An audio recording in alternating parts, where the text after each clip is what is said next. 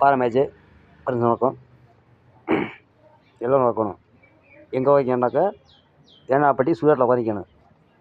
அது ஆப்போசிட் வந்து ரேஷன் கடை. ரேஷன் கடை வந்து எதுவும் மக்களுக்கான பொருள் எதுவும் போகக்கூடாதுன்னு உட்காந்துக்கணும். உட்காந்து தண்ணி சாப்பிட்டா நேர்ம நியாயம் சத்தியம் கிடைக்கணுன்றக்காக தண்ணி உட்காந்துக்கணும்.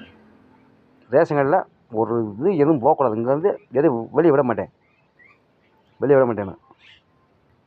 எனக்கு முன்னாடிக்கு நம்பிக்கை இல்லை, இப்போ எனக்கு நம்பிக்கை வந்துருச்சு. விஜய் மேலே எனக்கு நம்பிக்கை வந்துருச்சு, சத்தியமாக எனக்கு நம்பிக்கை வந்துருச்சு. நீ தெய்வம்டா டேய், எம்ஜிஆர் படத்துக்கு செய்யப்படா நீ.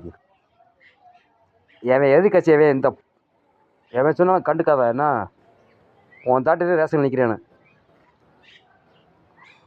ஸ்டாலிங்கி அதை ஜெயிச்சு ஒரு 1க்கு 10 நிப்பாட்டு, அவனே ஜெயிப்பான். 1க்கு 10 நிப்பாட்டு, அவனே ஜெயிப்பான். ஸ்டாலின் தோற்று போவேன்.